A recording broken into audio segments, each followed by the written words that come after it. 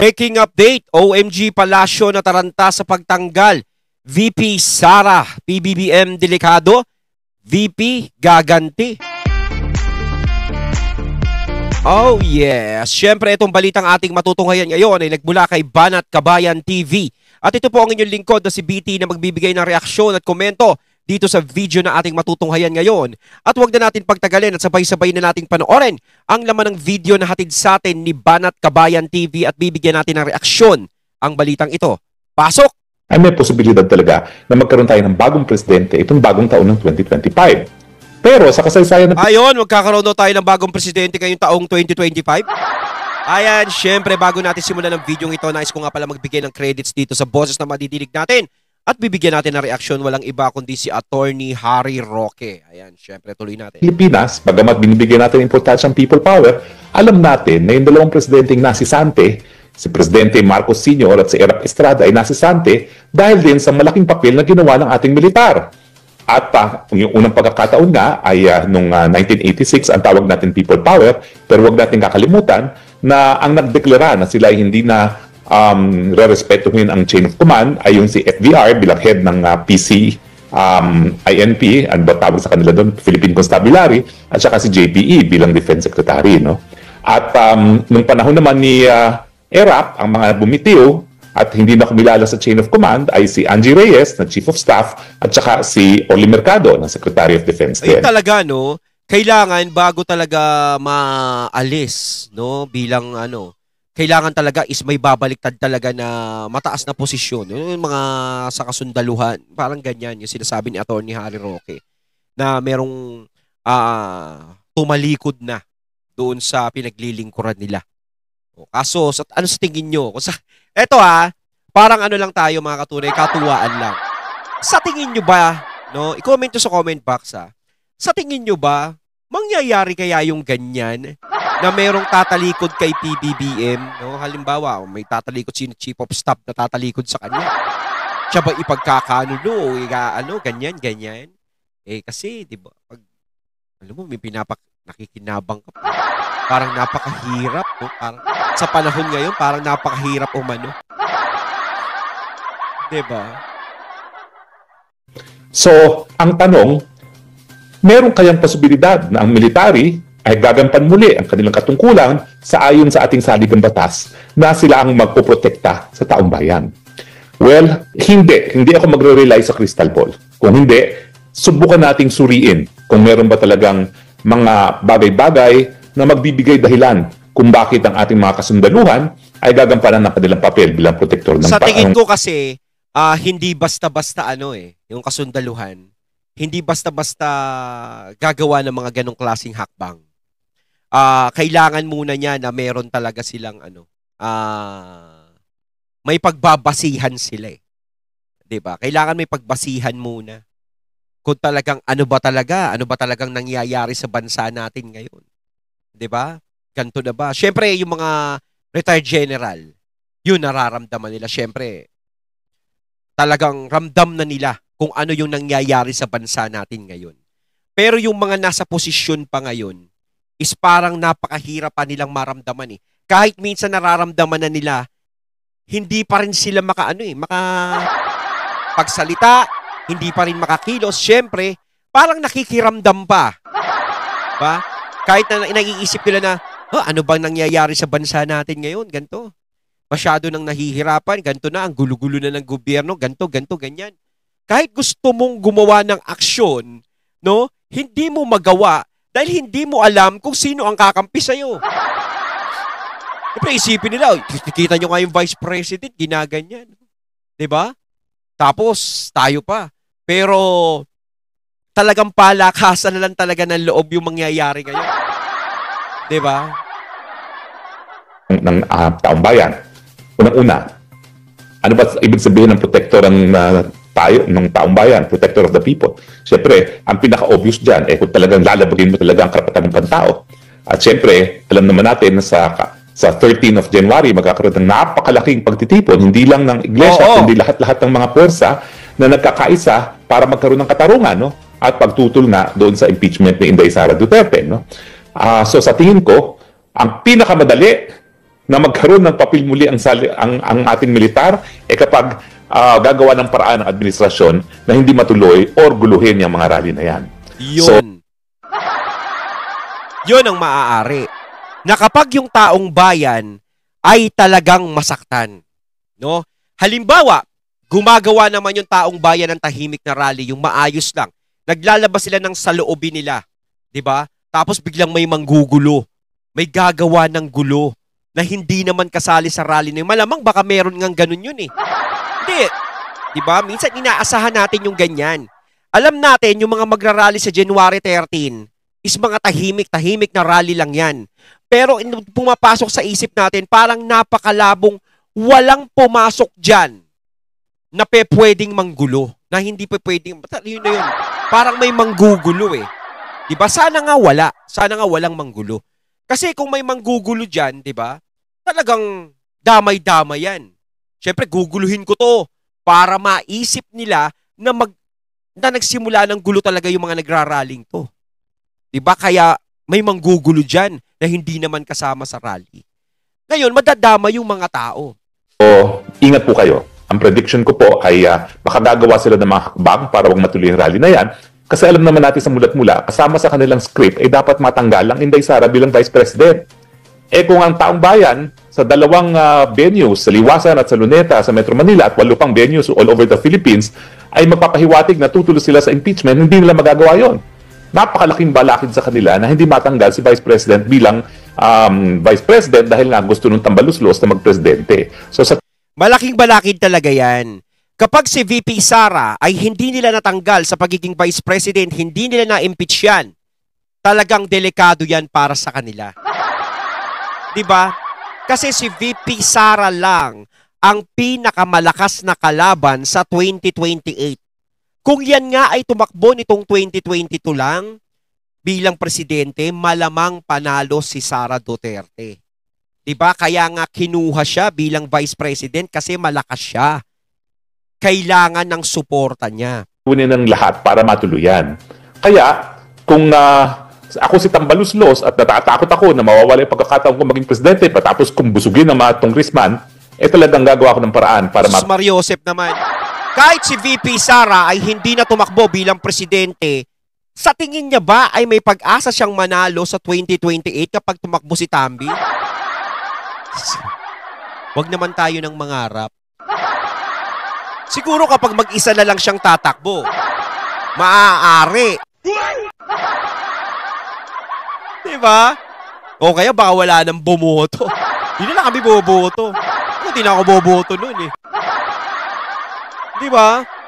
Nangangarap maging presidente tapos dadaanin mo sa ganyan sa maduming paraan.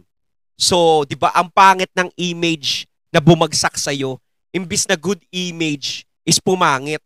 Kasi nasisira yung mga Duterte. Ang expect mo talaga masisira sila eh. Kaso hindi eh. Lalo pa silang umaangat. Diba? Ikaw yung bumababa. So, kung i-continue mo pa yung ganyang pag-iisip, is wala talagang mangyayari. Kahit kaya yung mga pagtulong na ginagawa mo is nababaliwala. Lumalabas na masama. Diba? Ang iniisip, namumuliti ka lang, hindi tunay na pagtulong yan. Diba? Parang ang sakit nun. Diba? Hindi ka pa rin na-appreciate ng mga tao. Kaya useless yung ginagawa kay VP Sara. So kung ipapa-impeach siya ngayon, yun ang tangi talaga nilang pag-asa para may mailuklok sila na ibang tao na kabagang nila. Kasi si VP Sara talaga hindi nila magiging kabagang yan at magiging kontra sa kanila yan. Magiging malaking tinik sa lalamunan nila yan kapag si VP Sara ay naging presidente ng Pilipinas. Pigil yan. At nandyan yung posibilidad na habang nagpupulong ngayon ang National Security Council, na tinanggal ang vice-presidente at ang dating mga presidente bilang miyembro, dati po kasi yan, sa National Security Council, kasama ang vice president, kasama ang mga dating presidente. Pati po nung panahon ni President Duterte, si Leni Robredo umupo bilang miyembro ng National Security Council kasi National Security Council naman talaga dapat walang politika-politika dyan. Pero alam nyo ako bumibilib ako kay Tatay Digong.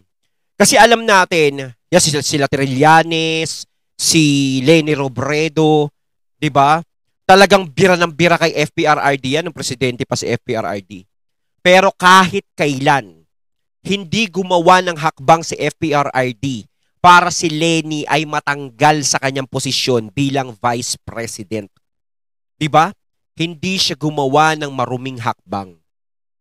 Pinabayaan niya lang silang magsalita ng magsalita laban sa kanya, kay FPRRD. Kasi ang katwiran ni FPRRD, karapatan niyong magsalita. Karapatan niyong ipahayag kung anong gusto niyong ipahayag. Parang ang nangyayari, kung bibirahin nila sa FPRRD, edi murahin lang din sila ni FPRRD. Ganun lang. Kung ano yung sinasabi niya sa ibabalik ko lang sa inyo. Pero kahit kailan, hindi pumasok sa isip ni FPRRD na si Leni Robredo ay tanggalin bilang president ng vice president. 'Di ba? Nakatakbo pa ng presidente si Leni Robredo. 'Di ba? Kita nyo naman kung gaano ka-sports si FPRRD. Kasi alam natin, noong mga panahon ni Tatay Digong, is wala namang mga taong sakim sa kapangyarihan na nakaikot kay Tatay Digong. 'Di ba? Ngayon, tinanggal nila, obviously, ang dahilanan, ayaw nilang maupo ron si VP Sara at ang kanyang aliado na si GMA na isang dating presidente. Now, bakit nila hindi pa uupuin doon? Kung ang kanilang interest talaga ay yung seguridad ng bansa. Well, ang aking naiisip, hindi seguridad ng bansa ang pinag-uusapan doon, seguridad ng Marcos regime at yung posibilidad na dapat palitan ng tambaluslos ang susunod na presidente. So, ingat po tayo. Kumbaga para pansariling interes matapos lang. kung busugin ang mga congressman, matapos kung pakainin din ang mga senatong, ay nako, bubuyuin ko ang Marcos Jr. Mag-martial law ka kaya? Sabihin natin na talagang, meron talagang magtatangka na buwagin ang iyong gobyerno, patalsikin ang iyong gobyerno, mag-martial law tayo, darang hindi. Mo pag ganun yung hiniling ni Tambi, no? Yung bawas sinasabi ni Atty. Harry, parang pinipigilan mo yung karapatan ng mga taong magsalita. Parang nagiging advance ka na sigurado ka ba sa sarili mo na sila ay manggugulo? 'Di ba? Parang yun ay pagpapatigil mo sa freedom of expression, sa freedom of speech, 'di ba? Sa malayang pamamahayag, sa malayang pagsasalita kung ano yung nararamdaman mo. Parang pinakita mo sa lahat ng tao na wala na kaming karapatang magsalita. Wala na kaming karapatang sabihin kung ano yung mga pagkakamali na nararamdaman at nakikita namin ngayon. Parang dapat magbulag-bulagan na lang kami. Kahit bumagsak ang Pilipinas, wala dapat kaming sabihin. Paano ba naman kami hindi magsasalita, mas kami ang naaapektuhan kasi kami yung mga nasa laylayan. Yung mga nasa taas, hindi maaapektuhan yan. Ang kawawa dyan kaming mga nasa laylayan na hindi nyo tinitignan. Diba? Ngayon, kung magde-declare kayo ng martial law para pigilan kung ano man yung rally na darating, is mali yun. Bakit hindi nyo sila payagan?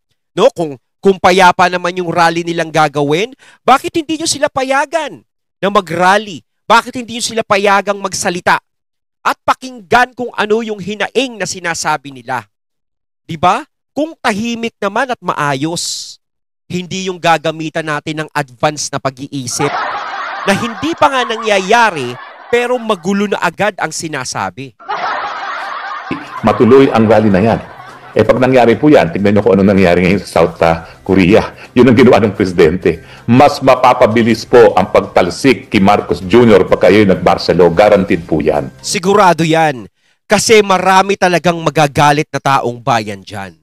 Kasi nagawa na naman yan. Ito, hindi ka naman dapat mag-declare ng martial law dahil wala namang threat masyadong ganong kalaki. Kasalanan bang mag-rally? Ang daming nagra-rally ng mga nakakaraan. Diba? Kung hindi naman manggugulo, kung wala namang mangyayaring masama at hindi naman delikado ang buhay ng ating presidente, hindi ka naman dapat mag-declare ng martial law. Diba? Mas delikado pa nga buhay ng mga Duterte. Dahil sila, ang kakampi lang nila taong bayan. Ang kakampi nyo, diba? Kayo-kayo. Kayong maiimpluwensya ang magkakakampi. Diba? Mas lugi pa nga yung mga Duterte. Dahil alam na ng Pilipino na ganyan din ang ginawa ng ama ng Marcos Jr. Magdeklara ng martial law, pinadlak ang Kongreso at naging diktador na sa sumunod na 20 taon. Ang sama nun, madami talagang magre-react at magagalit nun na magkakaroon na naman tayo ng bansang diktadorya. Hindi maganda yun. Diba? At kapag ginawa niyo po yan, tingin ko, isa yan sa pamamaraan na baka tumugon ang militar sa kanilang katungkulan na protektahan ng taong bayan. Dahil alam nila na ang martial law, hindi talaga yan makakabuti sa taong bayan. So, yan po yung aking unang assessment. Makakabuti yan kung talagang may kaguluhan, may threat sa bansa natin. Diba? Gaya nung yung ginawa ni FPRRD, diba siya nag-declare siya ng ganyan sa Marawi. Diba mga katunay, correct me if I'm wrong. Kaya naman talaga napuksa yung mga tao na dapat puksain noong mga panahon na yon na nanggulo sa Marawi. Pero kapag ganito lang, simpleng rally, simpleng pagpapahayag lang ng damdamin, bakit mo pipigilan? Magmamartial law ka dahil sa ganun? Parang, natatakot ka ba magsalita sila? Ano ba nakakatakot dyan? Diba? Susugod ba sila dyan? May gagawin ba silang dyan? Diba? Matindi? May mga armas ba sila dyan? Wala naman silang gagawing matindi, kundi magpapahayag lang na dapat nila ipahayag at karapatan naman ng lahat yun. Kung gusto mo lang mapabilis ang bagsak ng administrasyon itong Marcos Jr., mag-martial law sila at tingnan natin kung anong mangyayari. No? Now, pero bukod doon, meron ba mga kadahilanan talaga para ang militar ay tumugon sa ganyang katungkulan? Well, makikita natin ang sagot dyan dun sa mga open letters na in-issue ng mga retiradong mga militar. Unang-una, no? Ano ba yung mga issue na linabas nila? Ang naalala ko mga 3 at 4 na open letter yan eh. Yung isang open letter, unahin natin yung pinakabago. Ito yung pagtutol nila sa budget ng 2025. Siyempre, malapit sa puso ng mga militar yung nawalang 28 billion para sa kanilang retirement fund at saka yung nawalang 15 billion para sa AFP modernization. Now, nakasaad yan sa kanilang liham. Pero hindi nila sinad sa liham nila yung katotohanan na dyan ngayon sa mga congressman, abay nagsanib puwersa na yung mga komunista, terorista na kalaban ng buong sandatahan. Alam niyo, ang Pilipinas, nasa Guinness Book of World Record tayo. Pinakamahabang labanan no, sa panig ng isang gobyerno at ng isang insurgency. Yun na yung NPA. No? At ang number 1 talagang nakakasakit sa ating militar ngayon, hindi na bali yung mawawala yung kanilang pensyon, hindi na bali yung hindi na naman sila magkakaroon ng mga modernong mga kagamitan para gamitin sa mga kalaban ng gobyerno, pero makita na yung mga kalaban nila, mga komunista, terorista, yun ay ngayon kakampi ng Tambaluslos at ng Marcos administration. Hindi, tsaka yun ang mga nag-upgrade. Diba? Yun ang masakit. Diba dapat yung modernization ng mga ating mga kasundaluhan, yung mga gamit nila? Kasi tayo kailangan talaga sa bansa natin yan para maidepensa natin ang bansa natin. Paano natin maidedepensa ang bansa natin para sa mga mananakop sa atin? Diba? Kung hindi tayo mag-upgrade ng gamit. So kawawa naman yung mga sundalo natin. Mantakin mo, nag-aalay na sila ng buhay pero yung gamit nila dispanghingado. Dispalinyado. Diba? Dapat yun nga ang tinututukan, modernization. Mas pinapaganda yung mga gamit. Mas pinapalakas. Hindi para tayong paurong. Parang may kasabihan, parang yun, tumatanda tayong paurong. Diba? Tapos babawasan pa yung pensyon. Kawawa naman, syempre mga nagbubuwis ng buhay yan. Hindi naman basta-basta nakikipaglaban lang na naglalaro lang sa battleground. Diba? Parang pag tinamaan sila ng bala, dead na ako. Parang ganon. Hindi biro-biro ang pagiging sundalo. Kaya nga yan ang tinutukan ni FPRRD. Binigyan ng mga benepisyo ang mga kasundaluhan natin. Dahil karapat-dapat naman talaga nilang makuha yun. Diba? Sa ginagawa nila. Dahil ang isang paan nila ay nasa hukay para sa pagtatanggol sa ating bayan. Mantakin mo nga naman, no? Inaalay ng buhay ng mga kasundaluhan. Oo. Ang buhay nila talagang tinayanan nila. Pagpasok nila sa hukbong sandatahan, isang paas nila nandun na sa libingan. Oo, nandun na talaga yan. Dahil nga, hindi naman dekorasyon ng hukbong sandatahan ng Pilipinas. Meron parang nakakontrata na sila kay Grim Reaper niya. Diba? Nakakontrata na sila eh. Once na ikaw graduate ka sa pagiging sundalo, nako, Kung kailan ka na lang, bahala na, di ba? Yung iba nga, kagagraduate pa lang, ipadadala sa bundok agad, talagang natetegi siya agad. Di ba ganun eh, hindi mo alam. Delikado ang buhay na pagiging sundalo, kaya dapat sila mabigyan ng tamang benepisyo at ma-upgrade yung mga gamit talaga nila. Ang pinaka-longest reigning insurgency na nga sa buong daigdig. Tapos makikita nila, wow, ang mga teroristang komunista na kalaban ng gobyerno, lately sila pa nagpa-contempt dun sa isang respetadong general na si Wilkins Villanueva na naging hepe rin ng PIDEA at nung Colonel Grijaldo. Sila pang nagpakulong. Mantakin niyo yun, yung kalaban nilang pumapatay ng kasundaluhan, yung kalaban ng hukbong sandatahan, sila ngayon ang nagpapakulong sa mga respetadong general. Mantakin mo yung mga makakaliwa ang bida ngayon. So kung ikaw ang sundalo, ano naman ang mararamdaman mo? Bukod pa yan dun sa tinanggal na nga nila yung kanilang retirement pay, ang laki po nun 82 billion. Oh. Marami hindi makakakuha ng pensyon dahil tinanggal nila yung 82 billion na yan. Nako. At syempre 15 billion. So ibig sabihin, tutubin na naman ang gagamitin natin laban sa ating mga kalaban na terorista ang komunista. Okay, yan yung maaga o pinaka-latest na kanilang open letter. Pero bukod pa dyan, meron din sila nagkaroon ng open letter, no?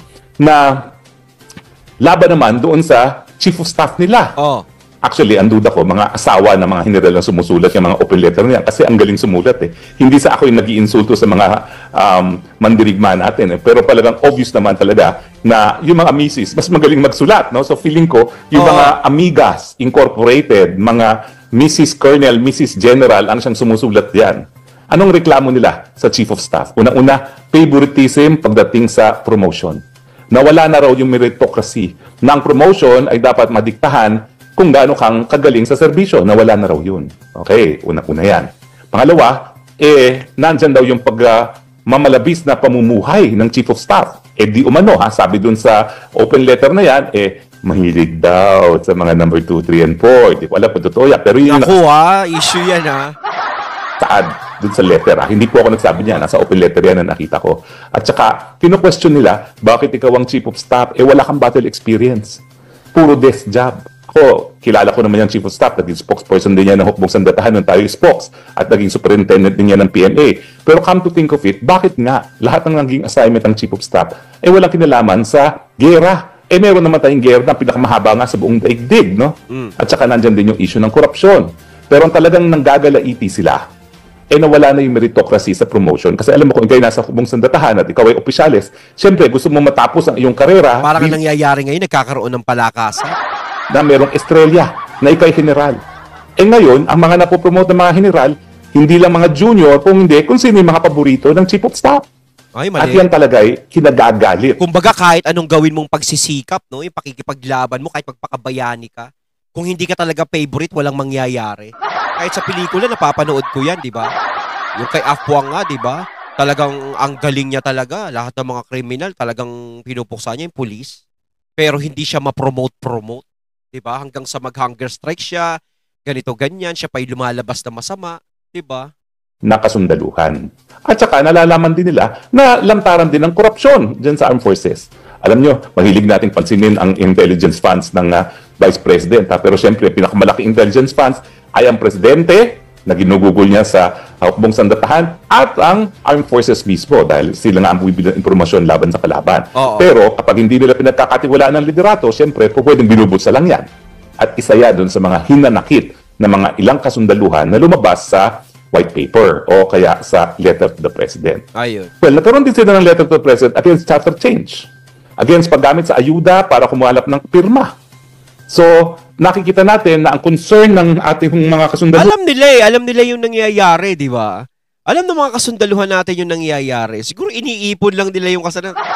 Bibingo rin sa atin itong mga to, parang ganun. Hindi lang dun sa mga concern na meron talaga silang directly na kinalaman, yung kanilang pensyon, yung kanilang FP modernization, at saka yung pag-insulto sa kanila na binigyan sila ng 200 pesos additional subsistence allowance na ang pinanggalingan naman pala yung kanilang AFP modernization. Hindi ba budol yun? Oo. Siyempre, nabuisit sila, na binudol sila na gano'n. Hindi pa din na-reaction na, sige, bibigyan namin kayo, pero babawasan namin yan sa AFP modernization. Siyempre, kung ikaw ay sundalo, kapag moderno yung gamit, mas meron kang proteksyon Ayun, at ating natunghayan ng video na nagbula kay Banat Kabayan TV at syempre natunghayan natin ang boses na yun na binigyan natin ng reaksyon, walang iba kundi si Attorney Harry Roque.